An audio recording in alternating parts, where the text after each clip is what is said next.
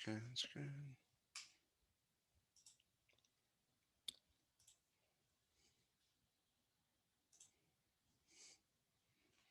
All right, so everyone can see the screen, or just if one person can tell me if they can see the screen, that'd be cool.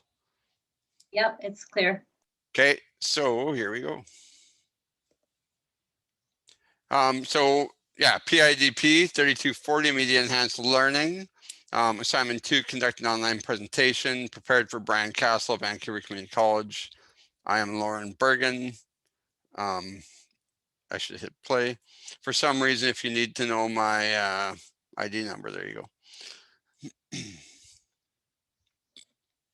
I'm just behind just 1 second here. I'll wait till it flips.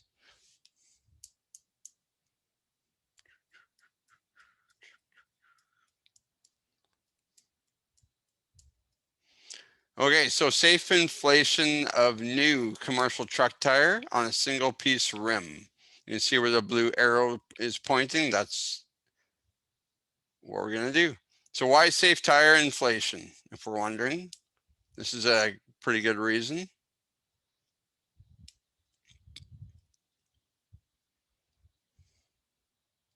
Lots of power in there. Few tools we'll need. We got a tire tech on the left and a tire female on the right, and just some tools like some PPE like gloves, safety glasses, ear protection, steel toe boots, and just some basic tools there.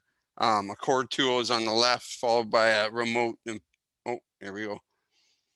Okay, so what I'm doing here is I'm just explaining about the dangers of a tire, right? Lots of pressure in there. If not followed correctly, people die throughout the year wherever we live, or get really hurt. So I'm going to explain here that you can see a gap there. Sorry, that's a single piece rim, and it's a brand new commercial truck tire. So first thing we're going to do always is you see that gap where I'm pointing there, we got to seat that somehow so we can start building pressure. So we're going to use a tool over here. It's already lubricated. I've removed the valve core already, so the valve stems straight through. I put 100 PSI in that bead seating tool, which is a bead blaster, is another name for it. I have a clip-on chuck here, so that can't come off.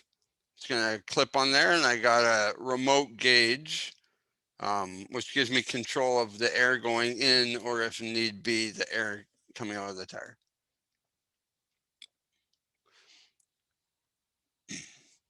Okay, so I'm gonna grab the bead seating tool, and if you watch right up front, the bottom of the screen, you'll see when I blast it, now it's seated up. So now we can start building some pressure.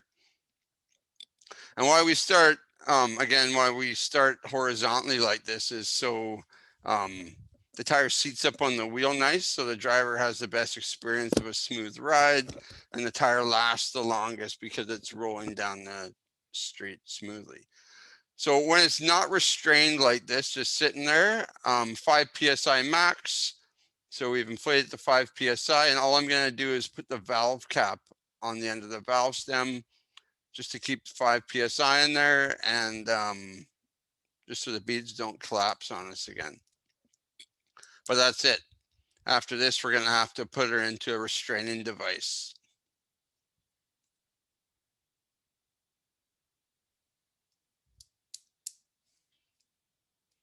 Apparently, I still had some things to say. Here we go. Okay, so we put the tire on that single piece rim into a restrained device. And in this case, it's a tire cage. Okay, and the cage, if the tire would rupture, the cage is designed to absorb the energy from the tire. Okay. So I'm going to take off the valve stem, or the valve cap, sorry. Hook on our clip-on chuck again. We always inflate tires with the core out in case we have to take the air out in case of emergency. And we always have a remote gauge so I can stand a good 6 feet away from the tire. And we always want to be on the tread side of the tire. If the tire were to rupture, it's going to be on the sidewalls about 45 degrees from the sidewall. So what I'm doing, I'm just inflating it up to 20 PSI. Now I'm going to come to the tire. I'm just inspecting for any bulges, any ripples, undulations on the side of the tire. I'm also looking at this little rib I'm pointing at there, and it's going to tell me if that tire's seating up on the rim. Really, if it's not seated up by then, you might as well take it apart and redo it, or there's going to be a complaint.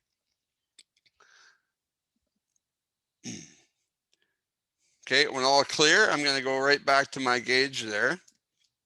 And now I'm going to fill it up to the operating pressure, right? And the operating pressure varies by the load that the tire is going to be carrying, but in this case, we're going to say it's 100 PSI. Right, the whole time, now we're listening to any snapping, we're listening to any popping, any issues like that. That would be a sign of a zipper rupture, as the steel cords in the side of the tire, if they let go, they make a popping sound. And just looking at bulges on both sides.